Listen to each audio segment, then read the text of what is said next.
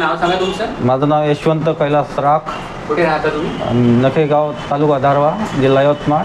तुम्ही आपल्याकडे म्हणजे Shri speciality clinic medical doctor Sameer Deshmukh यांच्याकडे आले होते तेव्हा तुम्हाला काय त्रास होता? मला त्रास होता कमरीचा आणि पाय दुखत होता, चालता येत नव्हतं. किती दिवसांपासून त्रास होता? ते झाले 2-3 वर्ष झाले.